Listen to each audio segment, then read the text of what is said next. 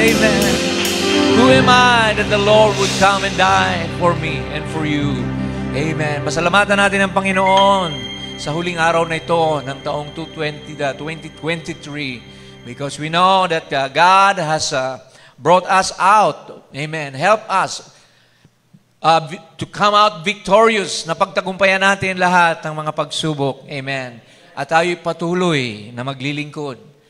Amen. Patuloy tayo na magpupuri sa Kanya. Patuloy tayo, amen, nalalakad sa Kanyang salita. Amen. We believe, amen, that we need to be strong and be very courageous because that's what God told Joshua. Amen. Do not look to the right or to the left. Amen. Don't look for numbers because God is looking for characters. Amen. Tayo magpatuloy regardless of any trial, any hindrances. Amen. Kailangan tayo, sabi nga, ay be strong in the Lord, in the power of His might. Tayong lahat ay, amen, magpatuloy sa Kanyang biyaya. So I believe, hindi natin kaya ang buhay, but because of God's grace and mercy, kakayanin natin to mga kapatid. Amen. So this morning, I would like to greet you all, again, in the name of the Lord Jesus. Amen. Ang Kristiyano ay matatag sa pananampalataya. Amen. Ang tunay na Kristiyano ay hindi nababagabag, hindi natitisod. Amen. Hindi tumitingin sa mga circumstansya ng buhay. Tayo tumitingin sa pangako ng Panginoon. Na pinangako niya, He will never leave you nor forsake you until the end of the world. Amen. Kahit mag-isa ka na lang. Amen. Magpapatuloy ka sa paglilingkod sa Panginoon. Amen. Because that's what God called you for. Amen. Praise God. Amen. Few there will be that find it. Amen. But God said, fear not, little flock, for I will, amen, for it is your Father's pleasure to give you the kingdom. Amen. So sa umagang ito, tayo mangungusap sa paksang the sacrifice of self-denial. Ang pagbibigay ng, amen, pugay sa salita ng Diyos, more than what we feel, what we are feeling or whatever emotion you have, mas mahalaga pa rin ang salita ng Panginoon sa buhay na ito. Don't listen to your senses. Don't listen to your imagination. Amen. But listen to the Word of God. Dahil doon tayo nakatayo, upon this rock, Jesus said, I will build my church. It's the rock of His Word, not the rock of your feeling or your emotion. Amen. The rock of God's Word. Amen. And I will build my church. Sabi niya, and the gates of hell can never prevail against that Word. Amen. Because it's revelation. So tayo ay magbabasa muli ng salita ng Panginoon. Amen. Sa Mateo 16:24 to 27. Amen. You know the requirement of God in order for you to be a successful Christian, deny yourself. Amen. Jesus said to His disciples, if any man will come after me, kung ang sinumang tao ay susunod, lalapit sa akin, let him deny himself. Unang-una, amen, kanyang talikuran ang kanyang sarili. And take up his cross, amen. Amen, take up your cross, which is the trials that are allowed by God in your life, and follow me. Sundin niyo ako. And Jesus is the Word. Follow the world. Deny yourself. And take up your cross. Pasanin mo ang iyong mga pagsubok. For whosoever will save his life shall lose it. And whosoever will lose his life for my sake shall find it. Hindi mahalaga ang buhay natin. Ang mahalaga, mahanap mo si Kristo. Matanggap mo ang Panginoon sa buhay mo para makatanggap ka ng buhay na walang hanggan. For what is a man profited if he shall gain the whole world and lose his own soul? Ano man ang makakamtan ng tao, makamtan man niya ang buong mundo kung mapapahamak naman ang kanyang kaluluwa. And what shall a man give in exchange for his soul? For the Son of Man shall come in the glory of his Father with his angels, and then he shall reward every man according to his work. Gagantimpalaan niya ang bawat tao ayon sa kanilang mga gawa. So gumawa tayo, manindigan tayo sa Panginoon upang tayo ay makatanggap ng gantimpala. Amen. God bless you, mga kapatid. Hallelujah. So, hallelujah, this is our subject for the last Sunday of the year. Amen. Denying ourselves. Amen. So, hindi mahalaga yung ating mga opinion if it's not according to the Word of God. Amen. Anumang bagay sa mundong ito na ating inaambisyon, kung ito ay hindi kalooban ng Panginoon, mananatili pa rin tayo sa kalooban ng Panginoon. Jesus said, "Not my will, Father, but your will be done." Upon, amen, His life. So, makikita natin mga kapatid na ang pagiging Kristiyano, sabi ng prophet dito, means self-denial.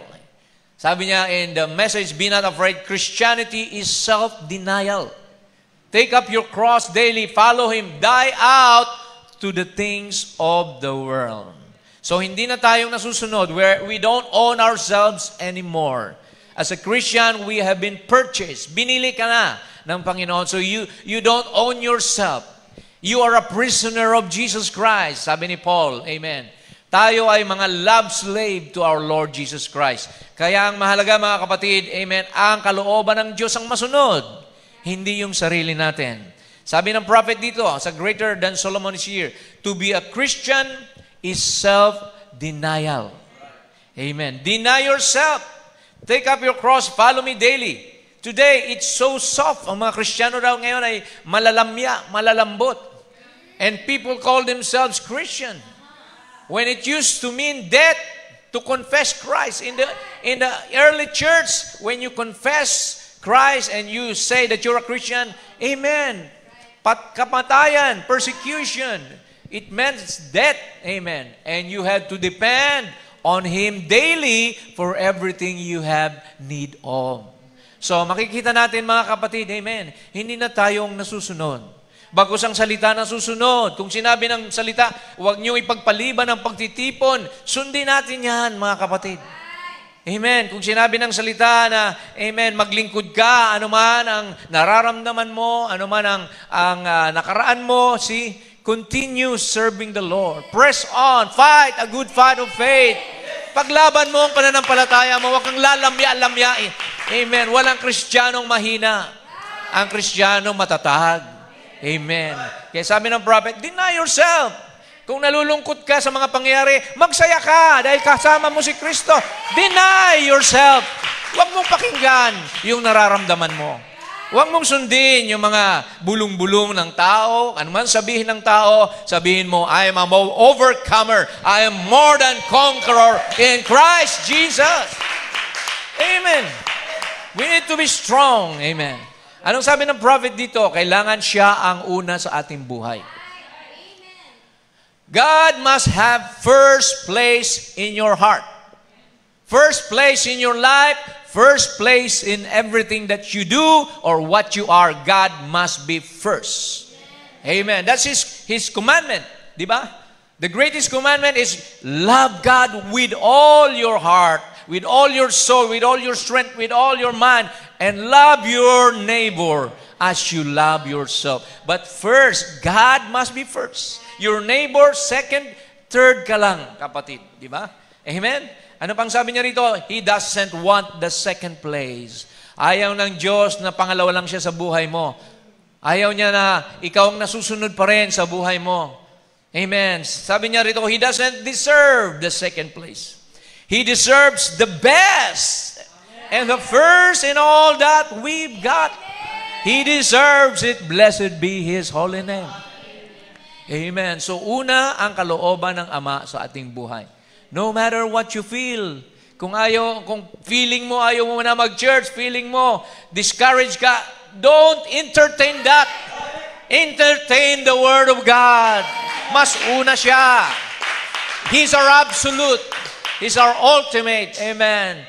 Walang dapat na humadlang dahil ang Diyos ay siloso. I am a jealous God, sabi niya. Amen. Kaya una sa atin ang Panginoon. Amen. Regardless of whatever hindrances God allows to come to pass.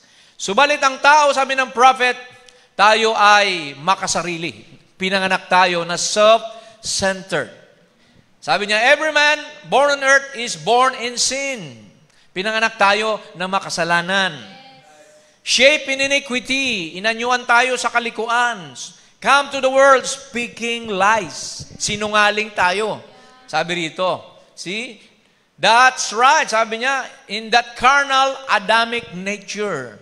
So, something has to change. Amen. Para masunod natin ang Panginoon sa ating buhay. Kailangan tayo na amen, ma-born again. Kailangan tayo panganak na muli. Kailangan tayo mamatay. Lord, help me to die to myself. Yan yung ating kanta, di ba? Mamatay ako sa aking sariling kaisipan, sariling kagustuhan, sariling ambisyon, at ikaw, Panginoon, ang masunod. But you cannot do that being a sinner. Something has to change.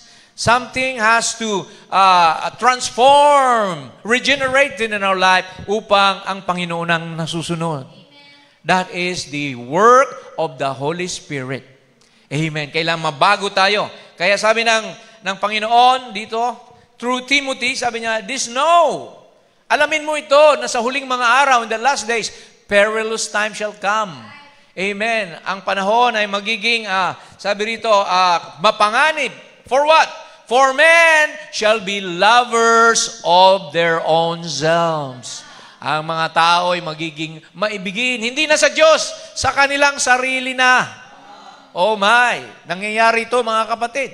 Covetous, maibigin sa salapi. Hindi na ang Diyos, kundi salapi na ang priority.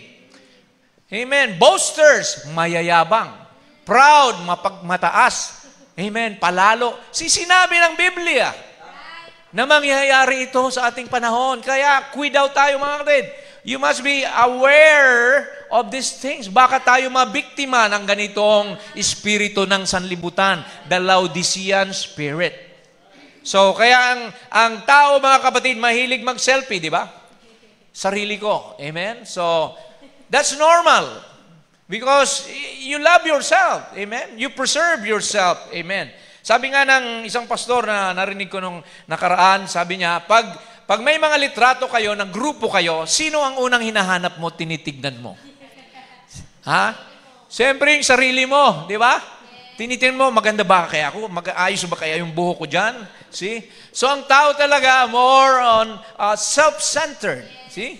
So, bilang tao, of course, amen, yan ang nature natin. I, me, mine. Ayan.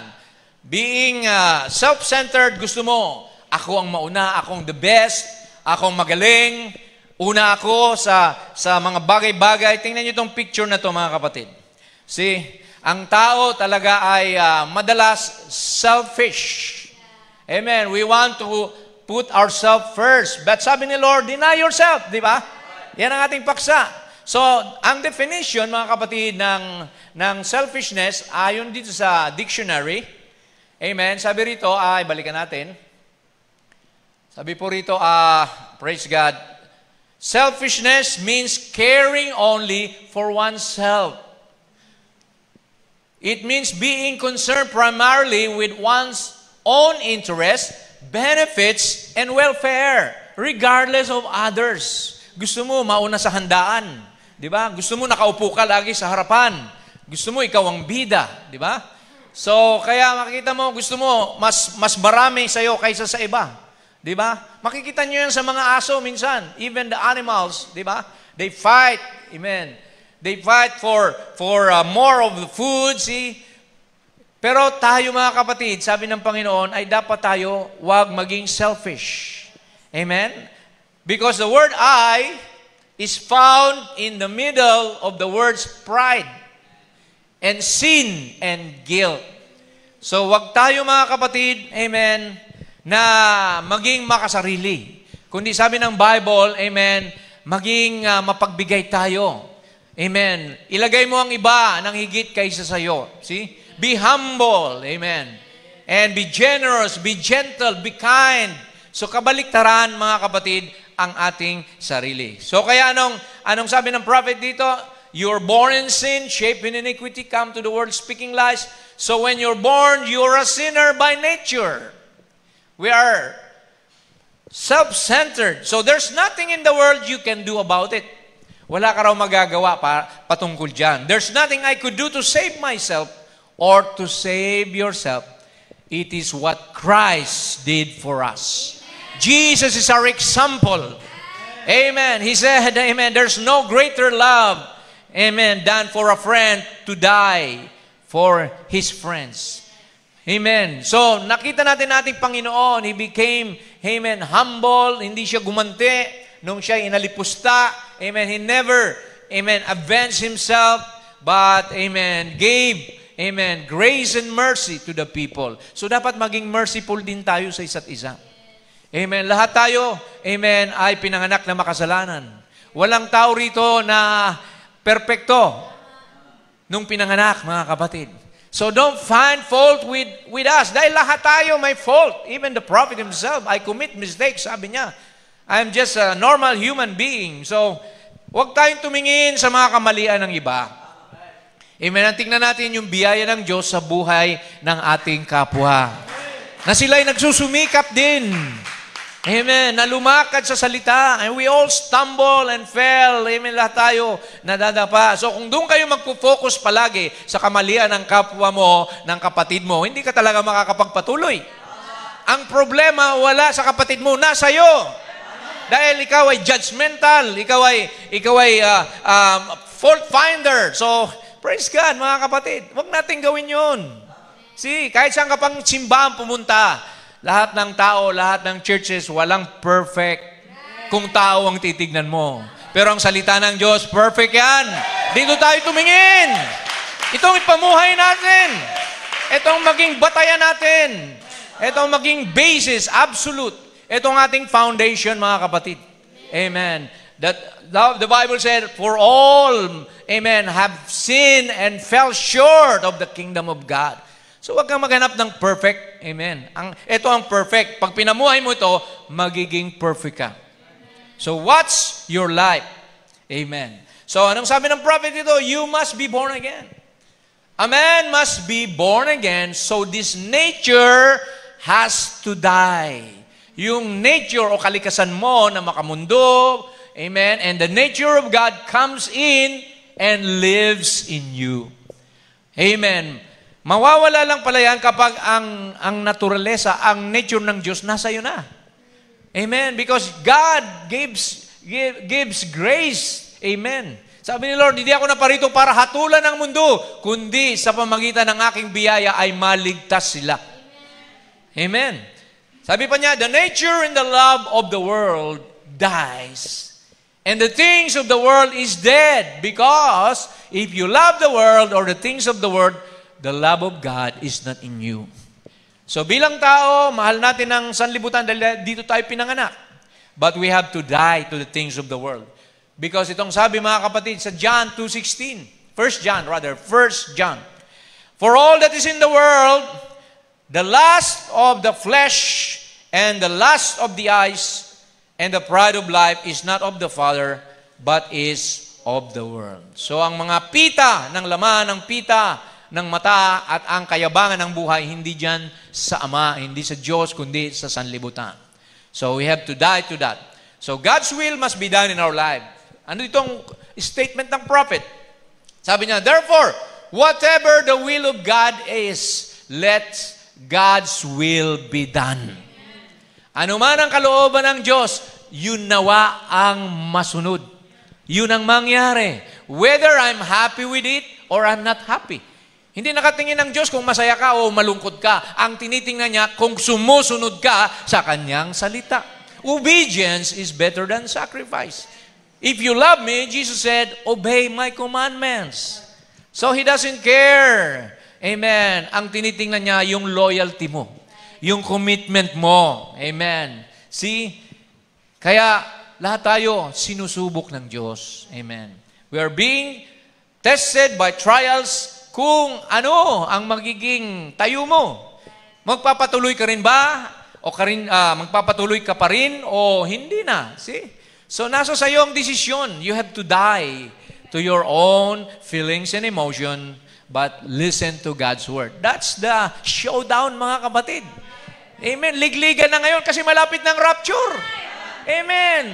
Niyuyugyug na ngayon ang tunay. Amen. Yung mga ipa nawawala na at kukunin yung trigo lang. Amen. Praise God. Kaya we're not surprised by things happening. Kailan mangyari yun? Amen. Praise God. Kaya magpatuloy tayo. Sabi niya, I want to live so He will be pleased with what I do. Yan ang sabi ng prophet, gusto kong mamuhay na malugod ang Panginoon sa ginagawa ko. Amen. Sa tingin mo, malulugod si Lord sa iyo kung ikaw ay magdududa, mag-alinlangan ka, manghihina ka. Gusto ni Lord, malakas ka. Amen. Put on the whole armor of God, sabi niya. Dahil pag may armor, may laban. Amen. We are not on a picnic, the prophet said. We are in a battlefield. So expect mo na yan na mayroong pagsubok, mayroong labanan. Hindi physical, kundi spiritual. Amen. We don't wrestle against flesh and blood, but against spiritual wickedness in high places. Amen. Mga diablo na gagamit ng sitwasyon, gagamit ng tao para manghina ka. Dapat alam mo yan, kapatid. Paano mang bagay na nagpapahina sa iyo, diablo yan. Kailangan matatag ka. Amen. Walang Kristiyano na lampa. God doesn't want you to be a coward. Ayan ang Diyos ng isang tao na amen, na duwag, mga kapatid.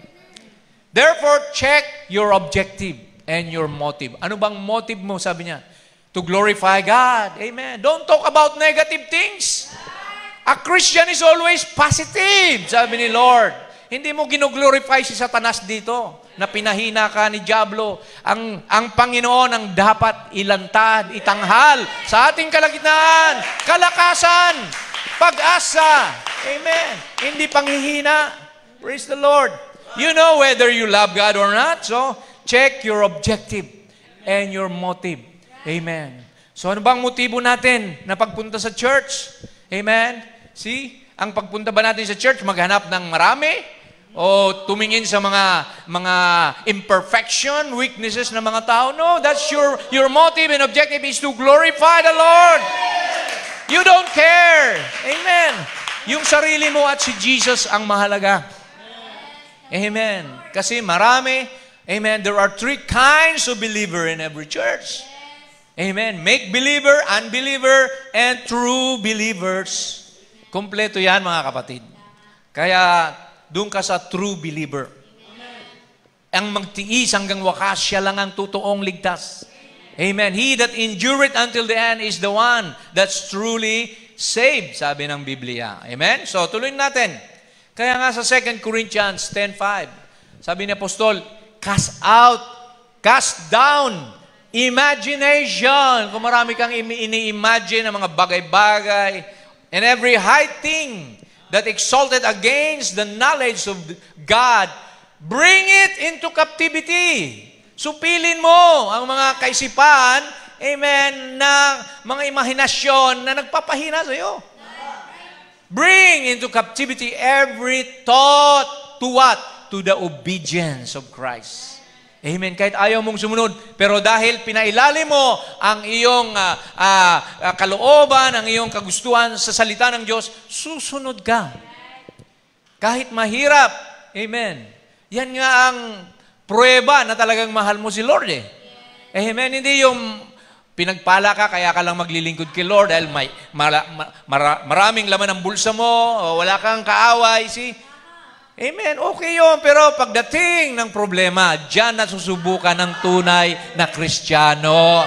Hindi yung complain, murmur. Di ba? O self-pity. Di ba? Hindi ganoon ang Kristiyano. Amen. Hindi tayo nagsiself-pity. Namatay si Lord sa iyo. Para sa iyo, magsiself-pity ka. Ang Diyos na namatay para sa kaligtasan mo, para maging masaya ka, para maging ligtas ka. Anong ipoproblema mo? Di ba? Walang problema. Amen. The footsteps of the righteous are ordered by the Lord. Huwag kang tumingin. Si Pedro tumingin sa dagat, sa alon, kaya lumubog. Unti-unti lumubog. Pero sabi ni Lord, lumakad ka. Dito ka lang nakatingin sa akin. Huwag sa mga bagay dyan. Kasi lulubog ka. You of little faith. Diba? Sabi ni Lord, ang hina naman ang panampalataya mo, Pedro. Sinabi ko nang lumapit ka sa akin, lumakad ka, nakalakad ka na. And then, saan ka na? Lumubog si Pedro, mga kapatid. Kaya maraming Kristiyano hindi nakakarating sa finish line eh. kasi tumitingin kung saan-saan eh. Tumingin ka lang kay Jesus. Perfect ang Panginoon. Amen. Thank you, Lord. Now, tuloy natin mga kapatid.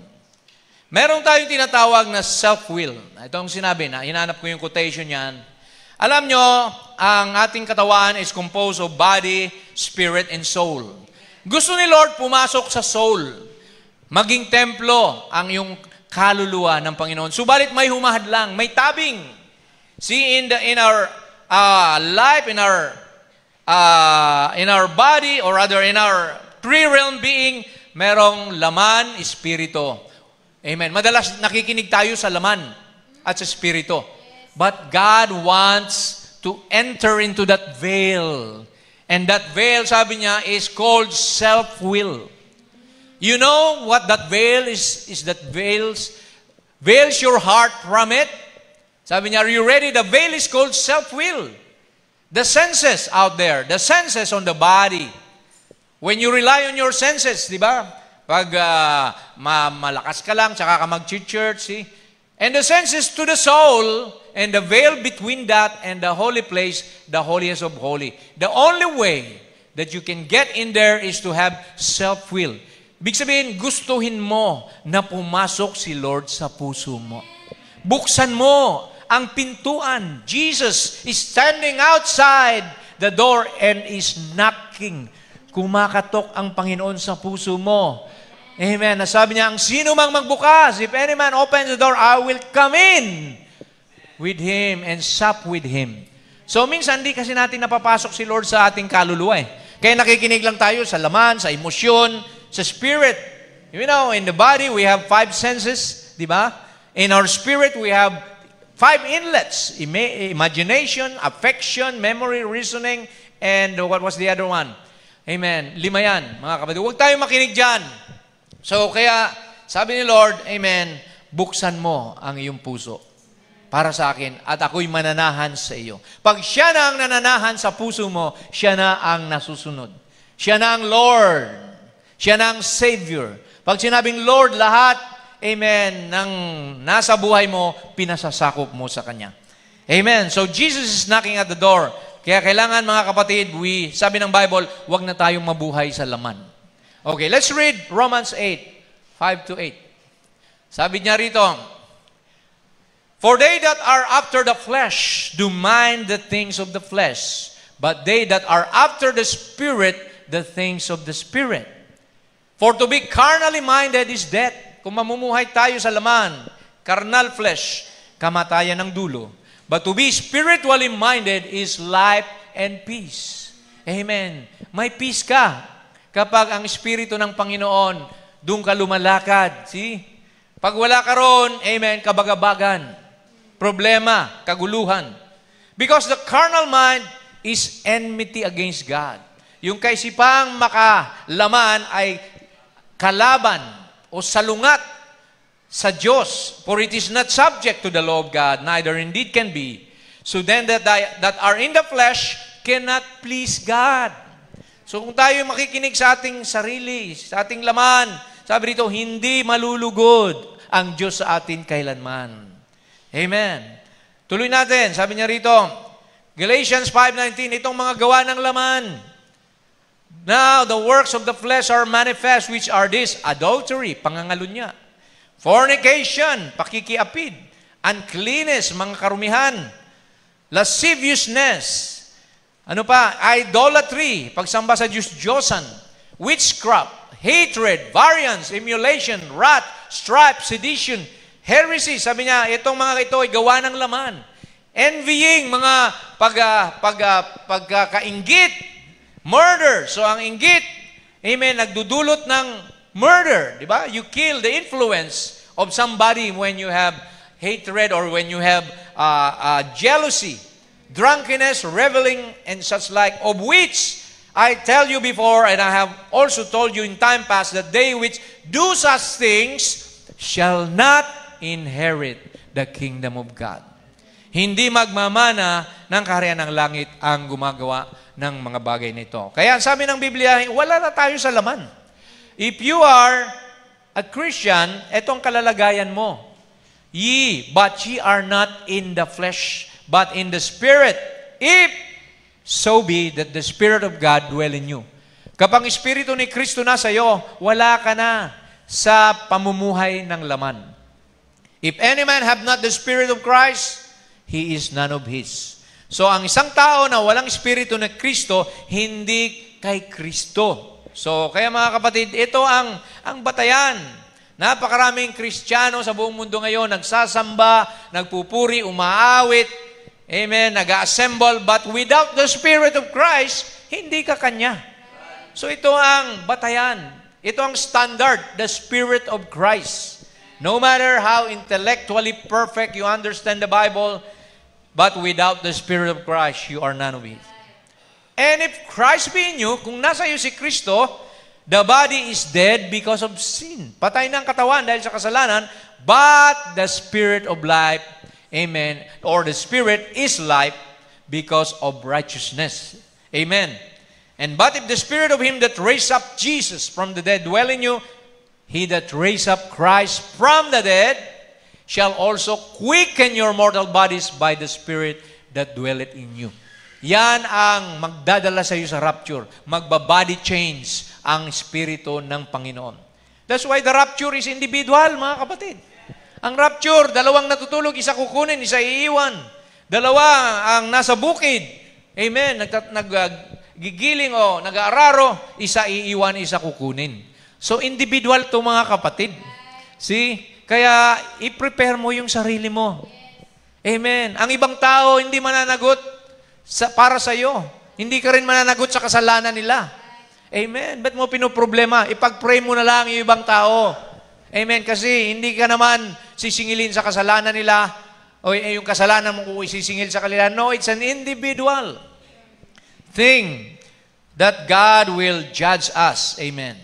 So, sabi rito, hindi na tayo dapat mamuhay sa laman. Romans 8:9-14, therefore, sa 12, therefore, brethren, we are debtors not to the flesh to live after the flesh. Huwag mo nang susundin daw ang laman mo, for if you live after the flesh, ye shall die. But if you through the Spirit do mortify the deeds of the body, ye shall live. So ang paksa natin ay self-denial. The sacrifice of denying yourself. Jesus said, deny yourself. Itong napakahirap sa tao, mga kapatid, yung kalabanin mo yung sarili mo. That's why the prophet said, the worst enemy I have in serving the Lord is William Marion Branham. That's myself. Because myself gets lazy. Myself gets judgmental, sabi niya. Pero kung ang Kristo na nasa akin ang mamumuhay sa akin, amen, then that man, amen, will not be seen. Amen. Hindi makikita sa eksena yung tao, kundi si Jesus ang makikita ng tao sa iyo. Amen. Praise the Lord. For as many are led by the Spirit of God, they are the sons of God. So kaya makikita natin, kailangan talaga ang Espiritu ng Panginoon. The baptism of the Holy Spirit. Amen. Sabi ni Lord, or sabi ng prophet, without the baptism of the Holy Spirit, a man is blind to God and to His truth. Kasi ang Holy Spirit, yan ang nagre-reveal ng salita ng Diyos. See, kailangan natin ang personal revelation sa Panginoon. And led by the Holy Spirit of God. Tuloy natin mga kapatid, dahil sabi ng Bible, tayo na ang sisidlan ng Espiritu Santo. Saan mababasa? Galatians 5:22. But the fruit of the Spirit in your life is what? Love. Kailangan may pag-ibig ka. Hindi pagkamuhi, hindi hatred. Amen. Joy, kagalakan, hindi kalungkutan. Yan ang mga bunga ng isang Kristiyano. Peace, kapayapaan, hindi kaguluhan. Na puro gulo na lang ang nakikita mo sa church. Pumunta ka sa church para manggulo, maghanap ng gulo. No, you must be long-suffering. Ano yan? Long-suffering, matiisin. May kayo mo pagtiisan ng mga kapatid mo, kahit sila nagkakamali, kahit sila nakaka-offend.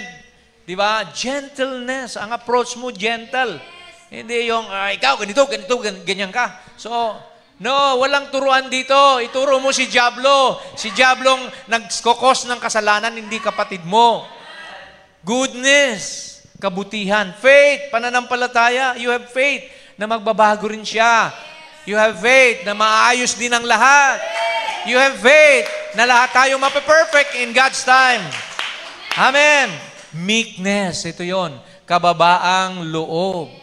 Amen. And temperance, pagpipigil sa sarili. Marami rito mga Kristiyano, mga hot-tempered, mainitin ang ulo, di ba? So, mahirap 'yon, mga kapatid. Na ikaw ay bipolar, minsan ang bait-bait mo, minsan naman ang ugali mo ay sobra namang para kang gusto mong magbasag o magwala, di ba? Temperance. How to control your temper. Kaya sabi rito, against such there is no law. And they that are Christ have crucified the flesh, have died to yourself with the affections and lusts. See, you don't do things which are contrary to God's word. Na i-crucify mo ng laman. Hindi na ako masusunod, Lord. Ikaw na masusunod sa buhay ko. Diba? Kahit anong gusto mo, kung ito ay salungat, amen, you give up your desires in obedience to the Word of God. If we live in the Spirit, let us also walk in the Spirit. Let us not be desirous of vain glory. Ito, popularity. See, wag nating hangarin dito na sabi rito ang kaluwalhatian ng tao. Provoking one another. See, envying one another. So, sabi ni Pablo, wag tayong, amen, maging sanhi ng mga kaguluhan at mag-inggitan. See? Ang Kristiyano, hindi mainggitin. Dahil alam mo, sabi ng prophet, contentment. Di ba? Importante yon, contentment with godliness is of great gain. See, kontento ka na. Kung pinagpapala yung kapatid mo, praise the Lord. Amen. Thank you, Lord. Bilines mo si brother, si sister. Hindi yung gusto mo makipagkumpetensya pa. Di ba? Gusto kong pantayan yung kapatid na yan. Gagawin ko lahat para kumita ako ng malaki para mapantayan ko yung sweldo niya. Kailangan kong mag-aral ng kung ano-ano. See? Hindi ganun tayo, mga kapatid. See? Kung ano ang binigay ni Lord sa iyo, pasalamatan mo. Amen. Praise God. Hallelujah. Maging kontento ka.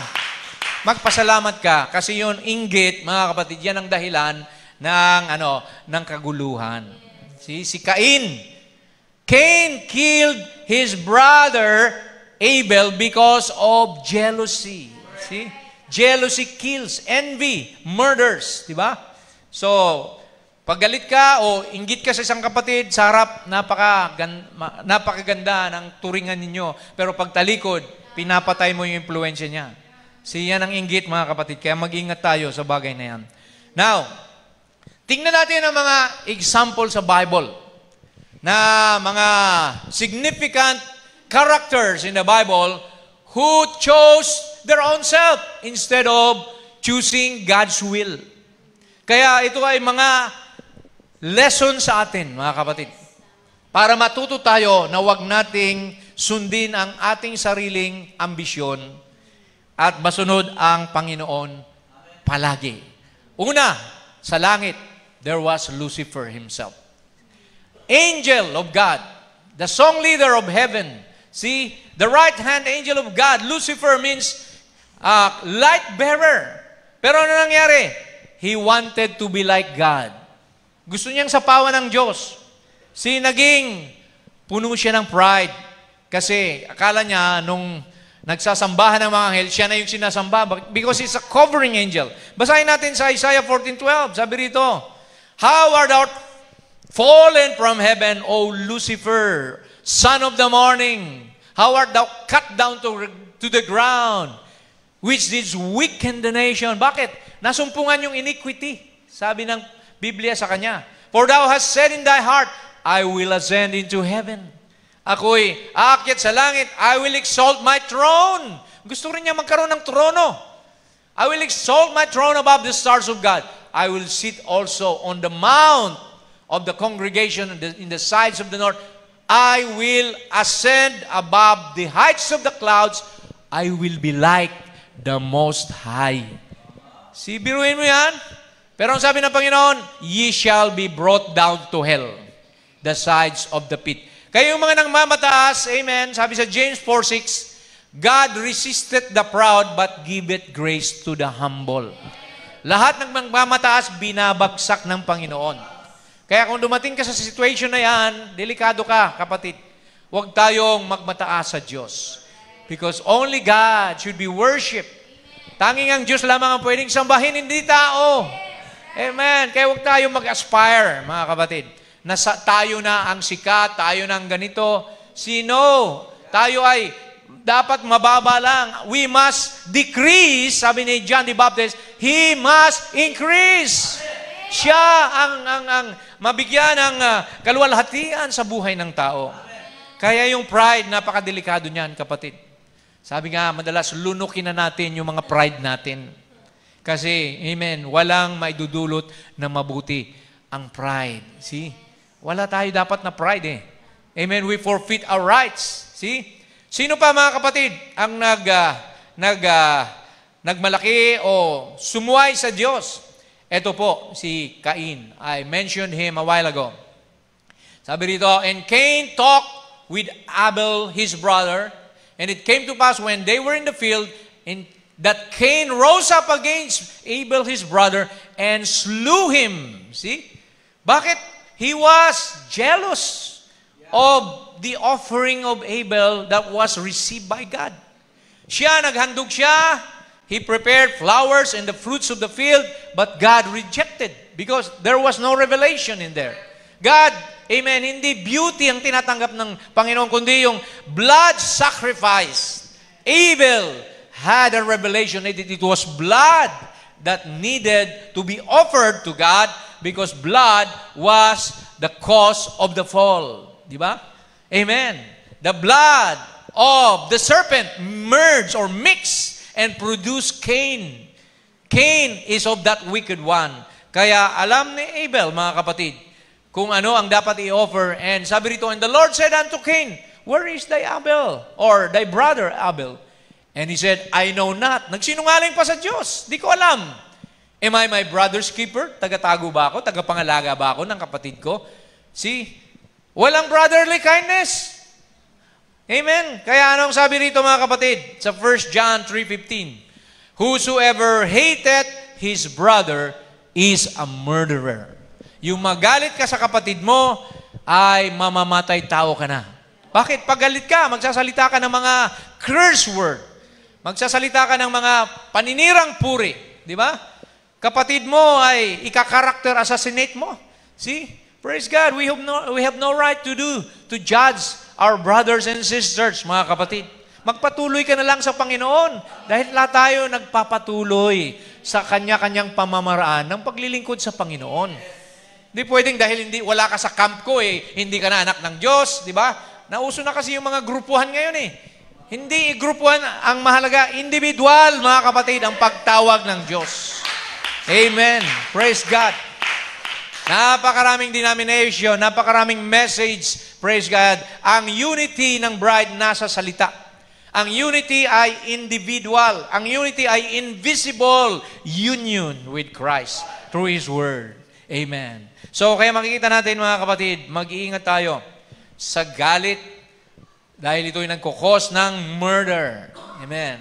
So, we must always extend love to one another. Love even your enemy. Forgive them that persecute you. Pray for them, sabi ng Bible. Kaya mga kapatid, amen, huwag nating pakinggan yung emotion natin. Jealousy and hatred is, amen, a selfish attitude or character, mga kapatid. Deny yourself. Sabi ng Bible, huwag kang, amen, sumunod sa iyong makalaman na mga, tawag natin, feelings or emotion, pandama, but believe the Word. Kung anong sinabi ng Panginoon, yun ang gampanan natin. Amen. So, Cain was full of human spirit na sinunod niya yung kanyang galit at puot at pinatay niya ang kanyang kapatid. Now, let's move on. Look at King Saul. Because of pride and envy, he tried to kill David. Amen. Di ba? Si Saul was the first king of Israel. And when David came and David, amen, killed Goliath, amen, Saul had begun, amen, to envy him. Lalo na, nung si David nananalo na sa mga digmaan. Ito, basahin natin sa 1 Samuel 18:8. And Saul was very wroth. And the saying displeased him. Yung mga kwento-kwento ng mga tao na nagsasabi, they have ascribed unto David 10,000. And to me, they have ascribed but 1,000. Sabi ng mga tao, si David, 10,000 ang pinatay. Si Saul, 1,000 lang. Kaya nagkaroon siya ngayon ng hatred. Di ba? Nagkaroon ng competition ngayon. Kaya minsan yung mga tao, ng mga sulsulista, di ba? Di ba? Yun ang naghihimbis na maayos, amen, ang samahan, sinusulsulan pa. Ganito yan, si sister, ganito yan, si brother, ganito sinabi, ganito ginawa. Si Lord ang kay Lord sila mananagot, mga kapatid. See? 1 Samuel 18:9, and Saul eyed David. Minarkahan na ngayon ni Saul si David from that day and forward. Naghanap na siya ng paraan para sirain si David. Verse 10, and it came to pass on the morrow that the evil spirit from God came upon Saul. Naposes na siya ng masamang espiritu dahil sa kanyang inggit at galit. Amen. Sinamahan pa ng espiritu ng kaaway. He prophesied in the midst of the house. And David played with his hand habang si David ay tumutugtog ng kanyang harp. See? And there was a javelin in Saul's hand. Mayroong sibat na hawak si Saul. At nung makita niyang pagkakataon, Saul cast the javelin. For he said, I will smite David even to the wall with it. And David avoided out of his presence twice. Nakatakas. Mabuti na lang, mabilis, umilag si David, mga kapatid. Pero alam natin, David did not avenge himself. There was a time that there was an opportunity that he could kill Saul. Pero tinabas lang niya yung damit ni Saul. At sabi niya, kaya kitang patayin Saul, pero hindi ko ginawa dahil may respeto ko sa mga pinahiran ng Diyos. Respeto, mga kapatid, sa mga pinahiran ng Diyos. Amen. Kahit nagkamali si Saul, nagkasala, pero nandun ang respeto. Amen. Kaya makikita natin, mga kapatid, alisin na natin yung envy na yan. Yung sama ng loob, yung competition, kasi hindi magdudulot ng mabutihan. Amen. Deny yourself. Amen. And follow Jesus. Follow His word. Sino pa? Look at King David. Si David naman. When David, amen, became king, and he had everything. He had 500 wives. Because the prophet said, amen, he could marry virgins. Hindi niya pwedeng asawahin yung may asawa na. But here, he saw Bathsheba. Makikita natin, habang naliligo si Bathsheba. Saan mababasa, Pastor? 2 Samuel 11, 2 and 4. And it came to pass in an evening time that David arose from off his bed and walked upon the roof of the king's house. And from the roof, he saw a woman washing herself. And the woman was very beautiful and to look upon. So, makita natin, mga kapatid. See, and David sent and inquired after the woman. One said, is not this Bathsheba, the daughter of Eliam, the wife of Uriah the Hittite? Verse 4, and David sent messenger and took her, and she came into him, and he lay with her. Alam nyo, mga kapatid, that was adultery because may asawa si Bathsheba. So, nagalit ang Diyos kay David. Oh, not only that, but, anong nangyari? David even sent Uriah, the husband, to die in the battle. Para wag madiskubre. Para may tago yung kanyang ginawa. Nabuntis na si Bathsheba. Sabi niya, sipingan mo yung asawa mo. Pero hindi sumiping si Uriah because he honored na hanggat hindi pa tapos ang labanan, mahal na hari, hindi ko gagawin yun kasi yung mga kasama ko nandoon, naghihirap. Ako lang ba ang uwi sa tahanan ko? Praise God. Kaya, anong nangyari? Pinadala na lang ni David si Uriah. Sinabi kay Joab, ilagay mo sa harapan, sa front line, para doon sa mga matitinding labanan, para mamatay siya. God saw that, mga kapatid. And God was displeased of David's attitude, and he sent Nathan the prophet and exposed David. Di ba? Sabi ni Nathan, mahal na hari. There was this man who had only one sheep, and this man with many sheep went and took that sheep, praise God, at sabi roon ay, what shall be the judgment? Anong hatol sa tao na yon? Sabi ni David, kamatayan, death to that man that did that. And Nathan said, that man is you, David. Kaya mula noon, David reaped what he sowed. Amen. Nagkagulo ang kanyang kaharian, and Absalom and his son raped Tamar, her daughter, with another wife. So, nagkaroon. And Absalom, amen, alam natin, he overthrew David. So, kaya mga kapatid, because of what? Lust of the flesh.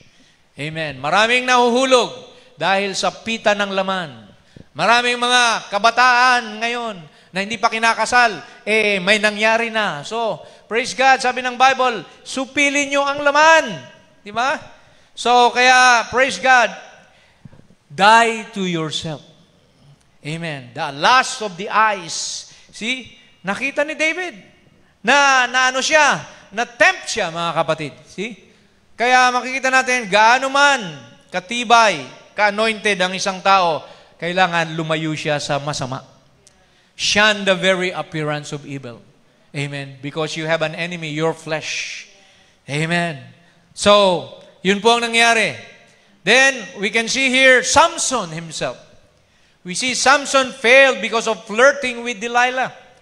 See, Delilah had a covenant with the Philistines na, amen, mayroon kang matatanggap sa amin na pabuya kapag nalaman mo ang sikreto ni Samson para siya ay aming huliin. Delilah tried many times to convince Samson and ask for the secret. Amen. Ilang beses yun. Pero sa panghuli, in Samuel, 2 Samuel 11:2, Delilah said unto Samson, hitherto thou hast mocked me, and told me lies. Tell me wherewith thou mayest be bound.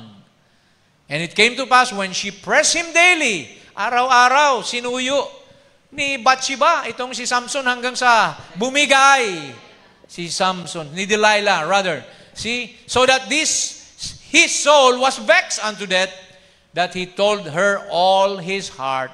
Hanggang sa bandang huli, bumigay na si Samson. And said unto her, there hath not come a razor upon my head, for I have been a Nazarite unto God from my mother's womb. If I be shaven, then my strength will go from me, and I shall become weak and be like any other man.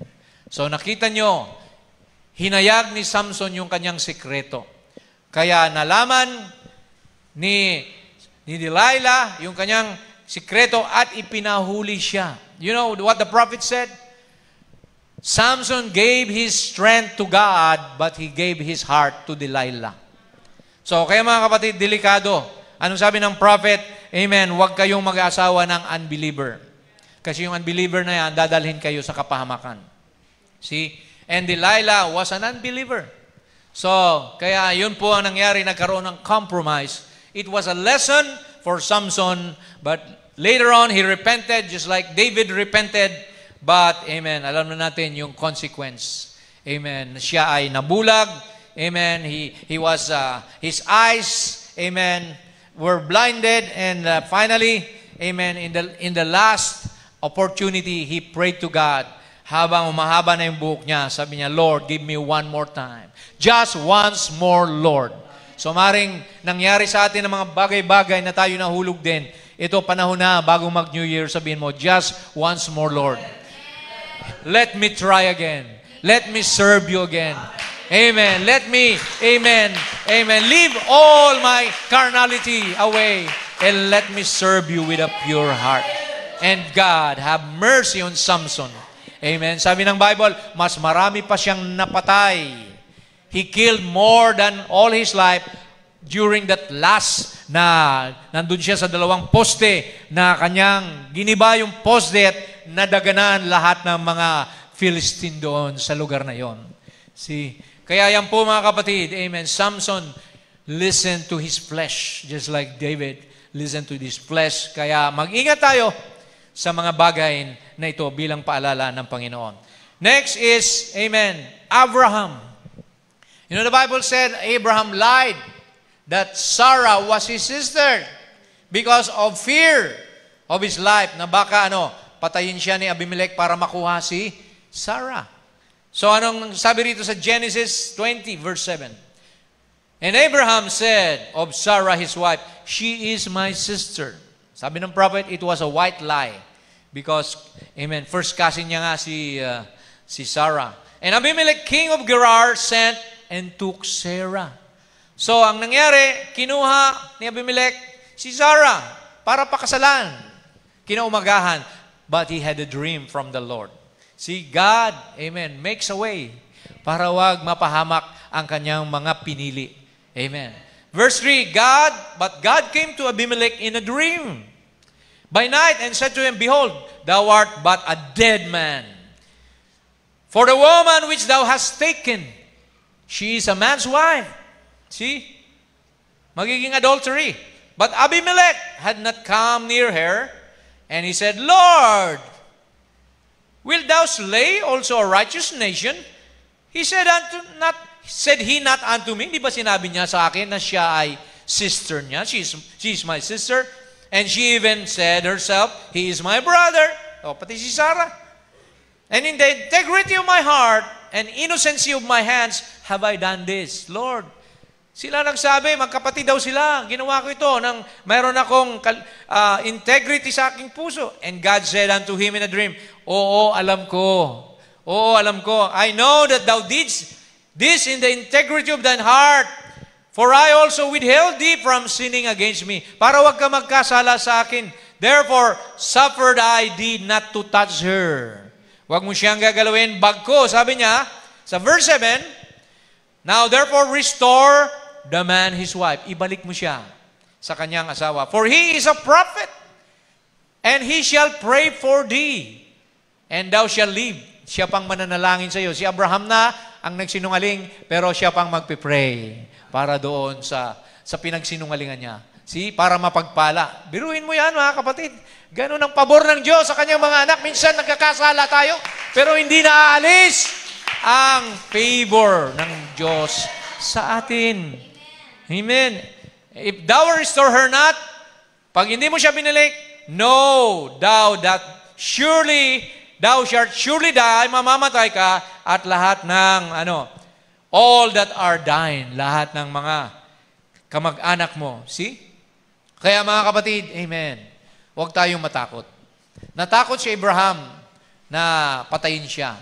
Pero sabi ng Bible, 2 Timothy 1:7, God has not given us the spirit of fear.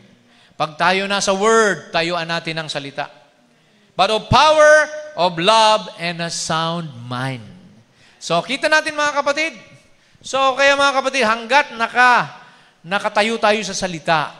Sabi nga ng Panginoon, kapag kayo iniharap sa mga Sanhedrin, huwag nyo nang isipin kung anong sasabihin nyo dahil ang Panginoong Diyos ang maglalagay ng salita sa inyong mga bibig sa oras na yon. See? Just stand on God's Word. Amen. Who else, mga kapatid? Jonah. Bakit? Natakot din si Jonah. See? Jonah escaped to Tarshish for fear of preaching at Nineveh. Daan na lang natin to mga kapatid. We know that God, amen, commissioned Jonah, the son of Amittai. Sabi niya, arise, go to Nineveh, that great city, and cry against it, for their wickedness is come up before me. And but Jonah rose up to flee. Tumakbo siya, tumakas siya, unto Tarshish from the presence of the Lord. Kaya pag ikaw tinawag ng Panginoon, huwag kang tatakbo, mga kapatid. Kasi matindi ang sasapitin mo. Di ba? Kung hindi ka susunod sa ministry na pinagkaloob ni Lord sa iyo. Sabi niya rito, but the Lord sent out a great wind, nagpadala ng malakas na hangin ng Panginoon, and a mighty tempest, nagkaroon ng unos at bagyo, so that the ship was like to be broken. Alam natin, nagpalabunutan sila. Alam ng mga tao ron na hindi ordinaryo yung bagyo na ito. Siguro may isang tao rito na siyang cause nito, and they cast lots, and nabunot nila si Jonah. And what happened to Jonah? They tied his hands and his feet and they throwed him on the water. So, mga kapatid, kaya mahirap mga kapatid yung tumatalakas sa Panginoon. See, maraming mga sakuna na dadaanan ka bago ka makabalik. And God provided a fish. Verse 17, now the Lord had prepared a great fish to swallow up Jonah.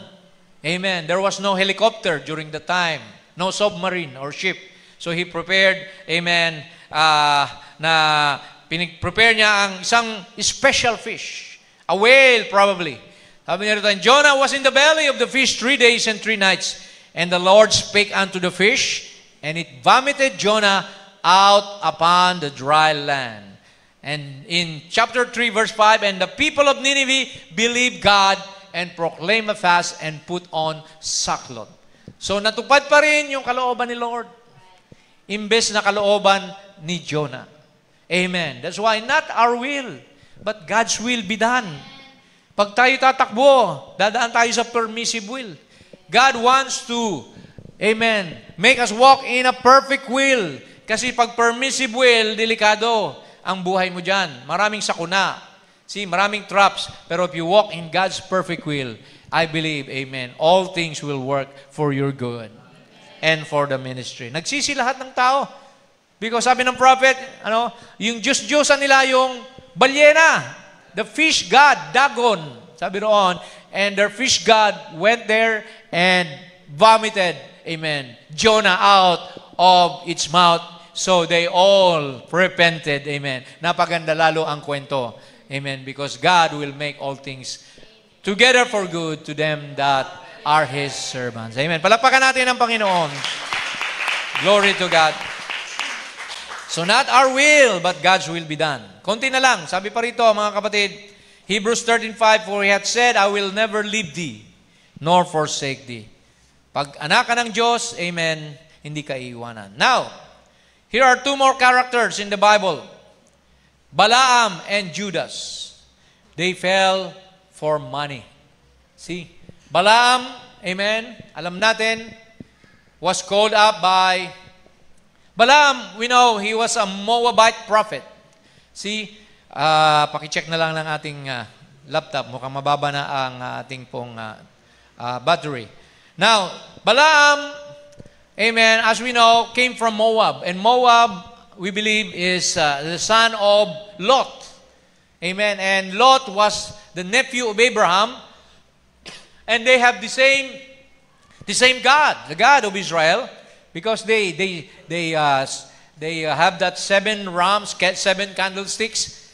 But Balak, amen. We know Balak wanted to kill the Israelites. Gusto ng praise God ng hari ng Moab na i-curse. And they know that Balaam, amen, had intimacy with God. Ang Diyos nang sasalita kay Balaam. Just like he said, he talks with Moses. Amen. And Balak said, if you curse Israel, amen, then I will give you some reward. And God, or rather Balaam consulted God that he wanted to curse Israel, and God said, don't do it. Huwag mong gagawin yan. You cannot curse what God has blessed. And you cannot bless what God has cursed. So sabi niya, bumalik siya kay Balak, my God said, no, I cannot curse Israel. But since the time, Balak sent more of his people and went, amen, to Balaam and said, we will give you a better position, a higher, amen, status with us and give you more silver and gold. So, yung pride ni Balaam, na-trigger. Sabi niya, okay, sige, isa pang beses. Kakausapin ko ang Diyos. Kaya nung pumunta siya sa Panginoon, Lord, baka pwedeng i-curse ko ang Israel. See, and finally, God said, go. Diba? So, pinahintulutan niya, pero hindi gusto ng Diyos yun. Minsan tayo, may mga bagay na gusto tayo sa buhay na gawin natin, pero alam mo na ayaw ng Diyos, pero pinahintulutan ka. Para may pakita ng Diyos sa sarili mong kagustuhan yan. Hindi ko gusto yan. See? So, mga women preacher, di ba? Sabi ng Bible, a woman must not, I suffer not a woman to teach or usurp authority. Maraming woman preacher. na nagpipreach, pero anong sabi ng prophet, di ba? Bawal yan sa Bible. Kasi ang fivefold ministry, mga lalaki. And there was one woman, a preacher that went to Brother Branham. Sabi ng Diyos, magpipreach ako eh. Sabi ni Brother Branham, sige, go! Pero sabi ni Billy Paul, bakit pinaintulutan mo yun? Sabi naman ni Brother Branham, dahil ginusto niya, hayaan mo siya. At makita na lang niya ang consequence. So kaya makikita natin, mga kapatid, because of rewards and Judas, because of 30 pieces of silver, he betrayed Jesus our Lord. Kaya sabi ng Bible, for the love of money is the root of all evil. 1 Timothy 6:10 and 11, which while some coveted after, they have erred from the faith.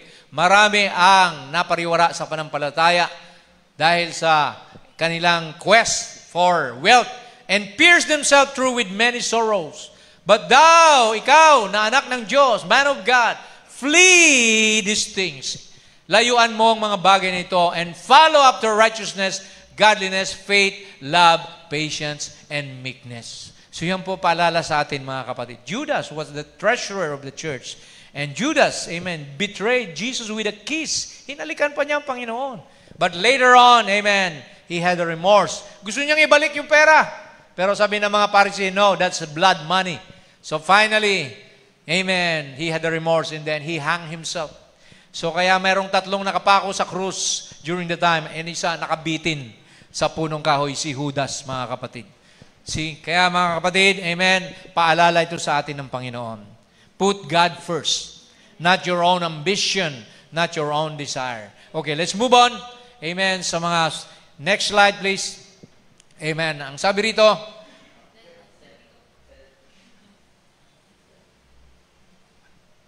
wala dito po.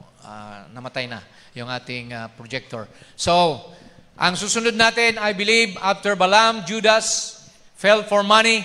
Amen. Nandito yung si Adan at si Eva. Amen. They fell, praise God, because of what? Because they denied the word. Amen. Ang sabi roon, Eve disbelieved. Eve reasoned out. Amen. Pakisunod na lang po dyan sa next slide. Kasi alam natin na, amen, God is what?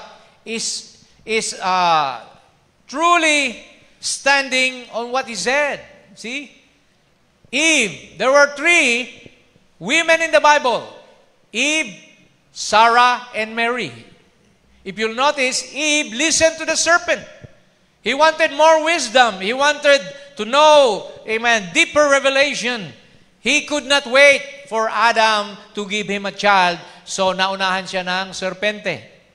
Sabi ni Branham, then he said to Eve, because you listened to the serpent, instead of your husband, you took life out of the world, and you will bring life into the world, but sabi niya, I will multiply your sorrow, and your desire shall be to your husband. So susunod ka na sa asawa mo, dahil, amen, sinuway mo ang aking utos. Sarah, remember Sarah? Amen. God promised them a son. Pero sabi ni Sarah, hindi makapaghintay si Sarah. See, and he taught Hagar, amen, one of her maiden servant, sabi niya, baka dito yung anak mo, Abraham, lalabas. See, and Sarah thought that maybe she could have Hagar, her maid, to give birth to a baby through Abraham. And she would take it. And that became Ishmael. So, pinanganak si Ishmael, which was a thorn in the flesh, sabi ng prophet.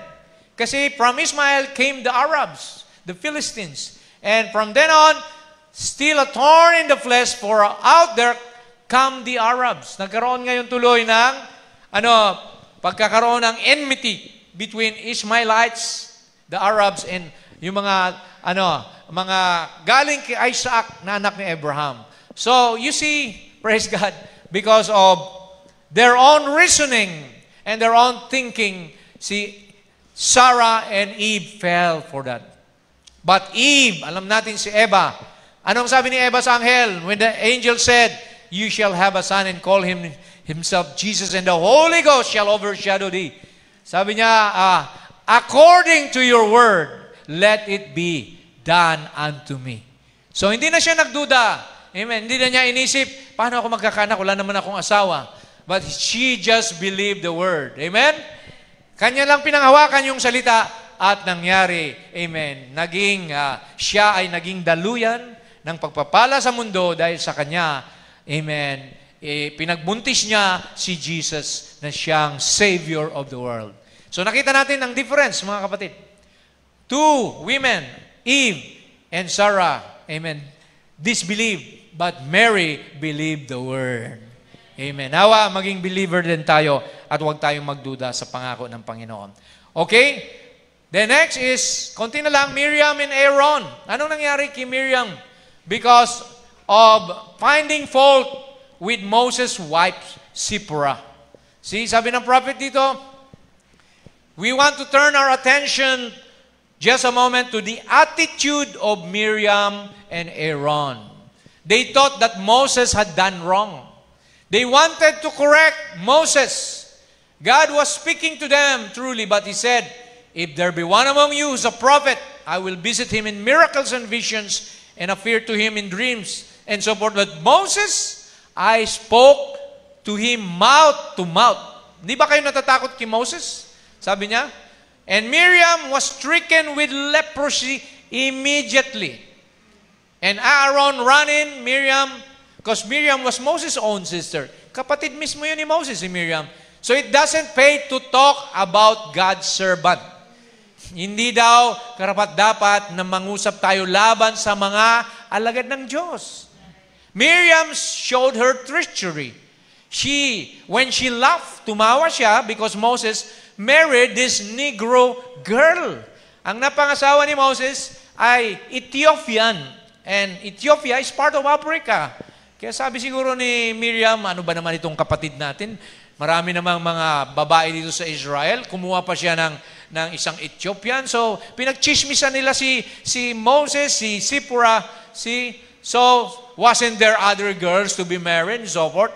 He could have done it. And God wasn't pleased. Hindi natuwa ang Diyos. And smote her with leprosy. Namatay si Miriam because of the leprosy. Kaya makita natin mga kapatid, sabi ng prophet, amen, huwag tayong magsalita laban sa mga alagad ng Diyos. In 1 Timothy 5:1, sabi rito sa New Testament, rebuke not an elder, but entreat him as a father and the younger man as brethren. Ito pang sabi ng prophet sa respects. God demand respect for His servant. Igalang daw natin yung mga alagad ng Diyos. Kahit maraming kamalian, pagkukulang, sabi, respect them. How we know that they are servants? Because He vindicates these servants with His word. See? He takes the servant and makes them servants of God and proves that they are servants by making His word work through them servants. Amen? Then as you respect that servant, you respect God. Yun pala ang proseso ng Panginoon. Habang nirerespeto mo yung mga pinadala niya, yung mga sinugo niya, ang Diyos ang nirerespeto mo. So when I respect you and you respect me, sabi ng prophet, we respect each other, then we are respecting God. Napakahalaga yung respect, mga kapatid. Sabi nga ng prophet, kung wala kang masabing mabuti, huwag ka na lang magsalita. Amen. Kundi igalang mo ang kanyang mga alagad. Amen? Moses, okay, si Moses din mga kapatid, meron din siyang high-tempered. Kaya minsan yung init ng ulo, ito ay isang bagay na dapat maalis sa atin. Amen? I believe we are all probably guilty of these things. Anong nangyari mga kapatid? Noong si Moses, inutusan ng Diyos na magsalita na lang doon sa rock. Speak to the rock. He doesn't have to strike it anymore because he's already strike it before. Kaya sabi ng prophet dito, the angel of God, God said, you go down there and speak to the rock. Dahil wala silang mainom, nag-init ang ulo ni Moses sa mga tao. And it will bring forth water. But Moses, in his anger, he was high-tempered. He went down there, instead of speaking to the rock, he smote the rock and smote it twice. Doon nasira ang plano ng Diyos. Kasi si Kristo kailangan isang beses mo lang paslangin. Siya, Amen. Pinaslang niya twice because it was a type and shadow. The rock was Christ. You believe that? Sabi ng prophet, don't you, minister? He was only smitten once. And we speak to him now. Amen. And Moses smote Christ the second time. But that broke the whole picture of God's great program and bursted into pieces right there. Christ being smitten twice when He's only smitten once. So kaya nangyari mga kapatid, alam natin because of his high-tempered, Moses was not allowed to cross the promised land. Hanggang doon na lang siya. And Joshua had to take his place. Amen. To lead the children of Israel to the promised land. So minsan pala, yung pagiging mainitin ng ulo. Amen. Yung lust of the flesh, yung disbelief, yung reasoning. See, all these things. Kaya ang topic natin, deny yourself. These are human emotions and human feelings na kailangan, mga kapatid, pagtagumpayan natin para tayo kalugdan ng Panginoon. Amen? Sa stature of a perfect man, sabi ng prophet, we are talking about Holy Spirit temperance. That means how to control your tongue, not to be a tattler. How to control your temper, not to fly off every time anybody speak cross to you. So paalala ito sa atin, mga kapatid, na huwag tayong magiging mainitin ng ulo. Now, the Pharisees, malapit na tayo magtapos. The Pharisees were pious people. They were religious. Amen. But they disbelieved Jesus. Alam niyo ba yung word na Pharisee? Ang meaning niyan, actor. See? Anong sabi ni Brother Branham sa Hebrews? Those Pharisees were preachers. So hindi lahat ng preachers believers. And they were unbelievers. And in hell today for it. Nasa ng mga Pharisee? Nasa impyerno. Sabi ng messenger. Just as religious as they could be and pious, but they didn't believe Him. Sa ating panahon, maraming mga religious preachers, pero they don't believe the message. See? They called Him a devil. They called Jesus Christ Beelzebub. That's blasphemy. You call God a devil? And disputed His word. Binangga nila, kinalaban nila ang Panginoon. And some of them said, if thou be come down off the cross, perform a miracle. See? Kanilang tinuya ang Panginoon. They were scoffers. See? One smote him on the head with a stick and said, prophesy and tell us who hit you. You prophet, and then we'll believe you. See? Unbelievers. They make believe and that they were believers, but they were unbelievers. Unregenerated, separated, though they were holy and pious. So, wala yan sa pabanal-banal, mga kapatid. Amen. Nasa pananampalataya yan sa ating Panginoon. Amen. Praise God. Because many are just hearers of the word, but not doers of the word. Matthew 3:7, but when he saw many of the Pharisees and Sadducees came to his baptism, he said to them, O generation of vipers, mga lahi ng ulupong ang tawag ni John, di Baptist sa kanila, maging si Jesus, who hath warned you to flee from the wrath to come. So mga kapatid, hindi pala yan sa pananamit, religious garments, whatsoever, but it's believing the Lord. Kung totoo kang believer ng Panginoon, amen, yan ang it will count on that day. True believers are the only one that's just going in the rapture. Amen. So, sabi niya, the same scenario today. Sa ating panahon, the same thing stands today. Men and women can go to church. Hindi lang yung pagpunta sa church ang mahalaga. And have a long face and pious as they can be. And never lie, steal, try to live their religion as best as they can.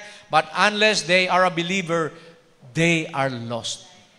Amen. There's no scratch of legalist in the Bible.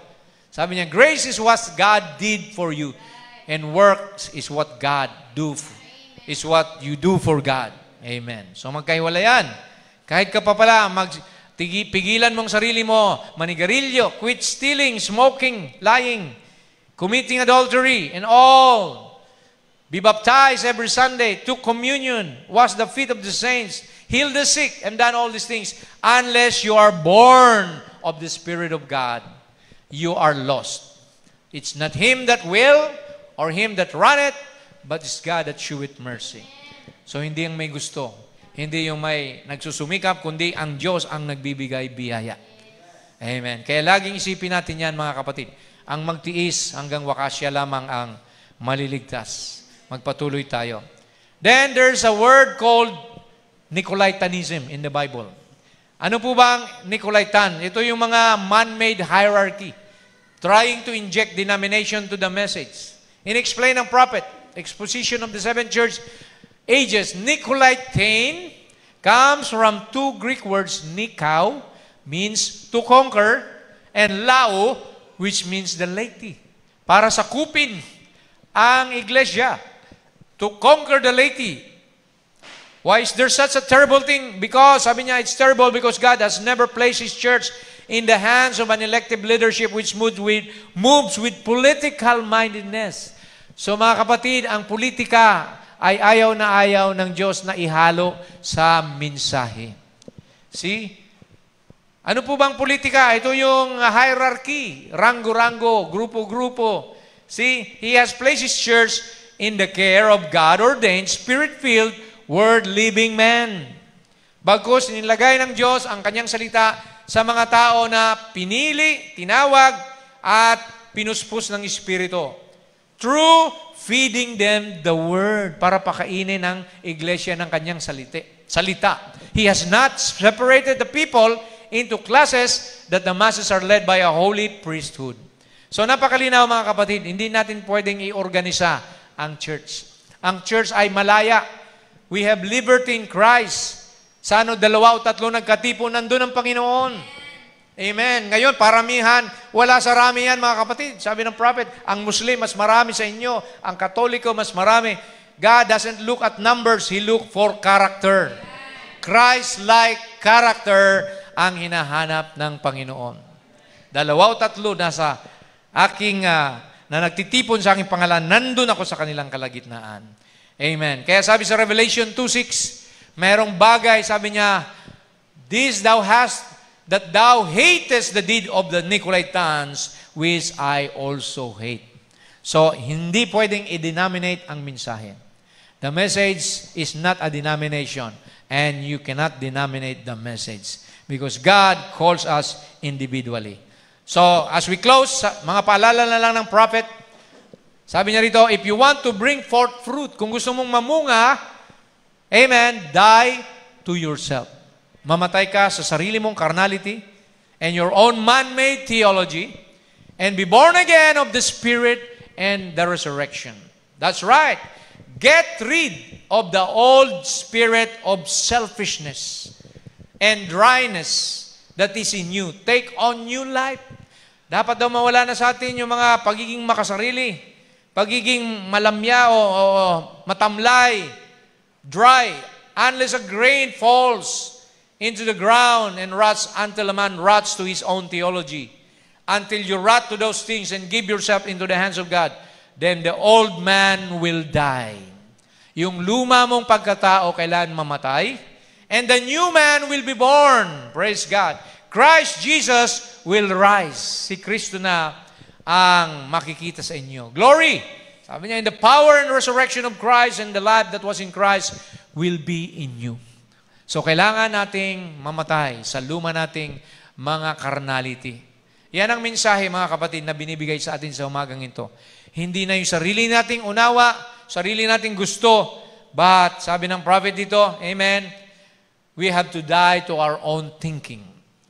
God's provided way for this day. A man has got to die to his own thinking. He's got to die in the thinking of anything but God's Word. And come His way, that is God's ground. Amen. Dito tayo, mga kapatid, sumunod, manampalataya, hindi sa sarili nating unawa o kaisipan. Amen. We don't meet Him on our thoughts. Hindi yung interpretasyon natin ang susundin ng Diyos. We meet Him on what He said, do. That is God's provided way for it. People dodge it. Anong dodge? Ang mga tao raw iniiwasan ito, di ba? So, they don't want it, but it's true. Just the same. Totoo ito. It will produce death, and you have to die to your own thinking.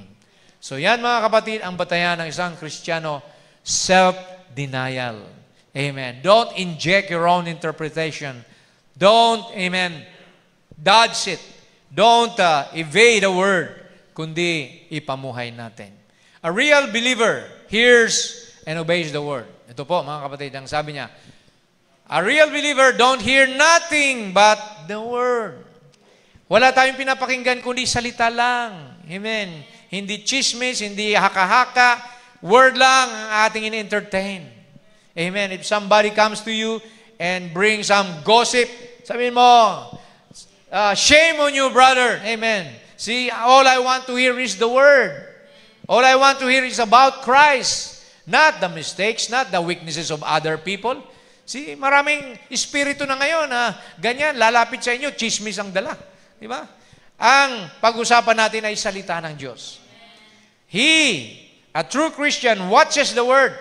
He ain't looking for no loopholes. He ain't looking for no gimmicks. Amen. He believes God and that settles it. He just keeps going on. See, there's the believer. Nag-enjoy tayo sa word. Hindi sa paninira ng kapwa. Hindi sa kung ano pang mga kahinaan natin, mga kapatid, kundi doon sa positive. A Christian is always positive, never negative. Okay? His word is His will. Ano ang kalooban ng Diyos? Ang kanyang salita.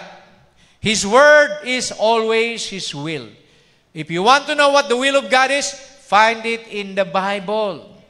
It's God's word. Anything contrary to it is perverted.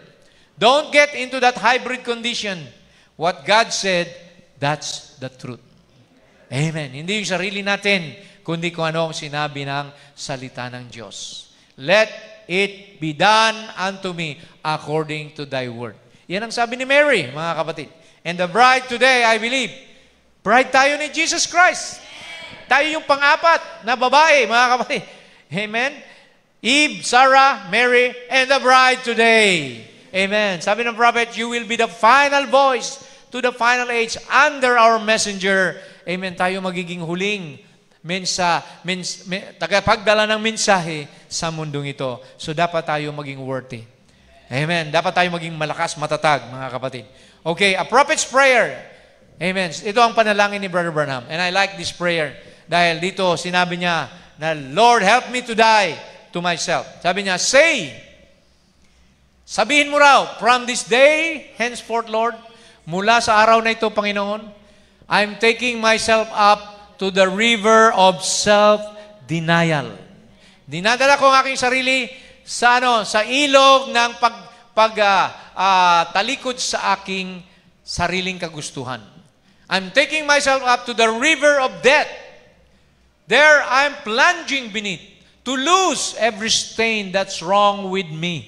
Lord, hugasan mo ako, sabi niya, sa ilog na yan ng kamatayan upang lahat ng mga karumihan ko ay mawala. All my habits, lahat ng aking bisyo, my uncleanliness and my thoughts, sarili kong mga isipan, Lord, my indifferences, my quarrels, lahat ng aking pakikiaway, sabi ni Branham, Lord, mawala ito. Amen. My argument, my temper, all these things, I'll just plunge them right beneath the flood. That when I come, I want to feel like the gospel said, I should be clean, ready, with a pure heart, real love for my fellow men.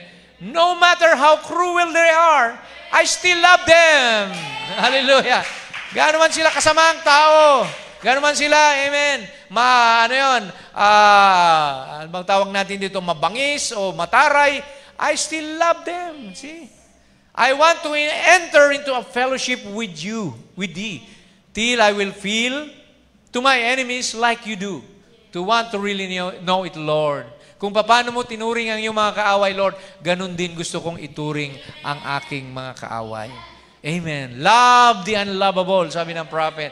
Amen. Yung mga hindi mo kayang mahalin, panahon na para mahalin mo. Amen. Magbabagong taon na, mga kapatid. Amen. Alisin na ang pagkamuhi. Alisin na natin ang mga galit, puot, mga hinanakit. See? Dapat puro pag-ibig na lang, mga kapatid. Because without perfect love, you cannot enter into that place. Amen. Alisin natin yung mga inggit, mga sama ng loob, amen, mga daladala natin, mga kapatid, kundi maglingkod tayo, amen, sa Panginoon nang mayroong malinis na puso. Amen po ba, mga kapatid? That's your enemy, yourself. Yourself is your enemy. Your feelings, your emotion. So, kaya sabi ng Bible, die to your carnality. Okay, finally, sabi ng Romans 12:1-2, offer yourself as a living sacrifice. Amen? Ang ating paksa, the sacrifice of self-denial. Sabi ni Pablo, I beseech you, pinamamanhikan ko sa inyo mga kapatiran, brethren, by the mercy, sa kahabagan ng Diyos, that you present your bodies a living sacrifice. Kaya mo bang isakripisyo ang yung mga emosyon, amen, that you become holy, banal, acceptable, katanggap-tanggap sa Diyos, which is your reasonable service. Ang karampatang paglilingkod pala ay yung i-offer mo yung sarili mo bilang banal, katanggap-tanggap sa Panginoon. Amen? And be not conformed to this world. Huwag kayong sumang-ayon o makiayon sa takbo ng sanlibutan. But be ye transformed by the renewing of your mind. Transform means to be changed.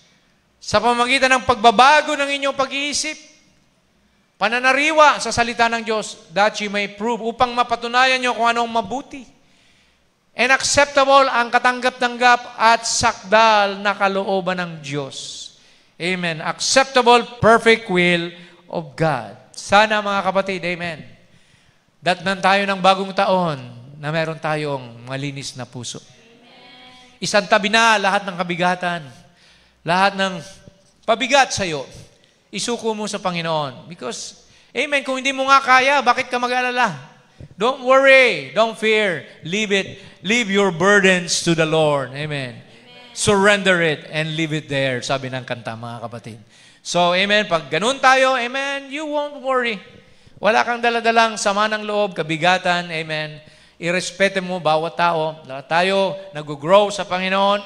Amen. Pray for one another. Tulungan na lang tayo, mga kapatid. Only God knows sinong ligtas at hindi. Amen. Yung tunay na ligtas, mararapture. Amen. Pag hindi ka talaga bride, wala ka doon. So, antayin natin ang time na yon. Doon natin masasabi kung sino talaga ang ligtas at pinili. At, amen, in a rapturable condition. For now, pray for one another. Be gracious, be patient with one another. Yan lang magagawa natin, mga kapatid. Alisin na natin yung mga issue na yan eh. Sa diablo yan, mga kapatid, ang issue, kalbaryo. That's the greatest issue that you need to realize. Na pinatawad ka, namatay ang Diyos para sa kasalanan mo, kasalanan ko. That settles everything. Praise be to God. Purihin ang Panginoon, sa Kanya mauwi ang lahat ng luwalhati. Tumayo tayo, mga kapatid. Amen. I believe, panahon na para tayo, mga kapatid, ay, amen, ma-restore. Amen. I have 2 songs here, Tagalog, as I call on the musician. Idulog natin ang ating puso sa Panginoon. Amen. Praise God. Hallelujah. Let's sing this song. Ang puso ko'y dinudulog sa iyo. Banal mong tahanan. Amen. You are the holy temple of God. Ikaw na ngayon ang templo ng Santong Espiritu. Kailangan mawala na yung old self, but the Holy Spirit Himself must be revealed through you. Amen. So tayo po umawit at let's feel this from our heart. Sing it, amen, with sincerity. Sabihin mo, Lord, dinudulog ko sa iyo ang aking puso. Nagpapakumbaba ako at nagsusumamo. Lord God, gusto kong makanig ka at pumisan sa iyo. Luubin mo ng aking buhay maging banal mong tahanan. Luklukan ng iyong wagas na pagsinta. Daluyan ng walang hanggang papurit pagsamba. Maghari ka, O Diyos, ngayon at magpakailanman. Amen. Hallelujah. Glory to God. Amen. Lord, have mercy, Father. Lord, kabagan mo kami, Panginoon. Patawarin mo kami sa aming mga sala, Panginoon. Ang puso ko'y dinudulog sa'yo. Nagpapakumbaba, nagsusumamo, paging dapatin mo Ikaw ay mamasdan, makanikan, sa'yo ay pumisan. Loobin mong ang buhay ko'y maging banal mong tahanan, luklukan ang iyong wagas na pagsinta. Daluyan ang walang hanggang mga papurit pagsamba. Maghari ka, O Diyos, ngayon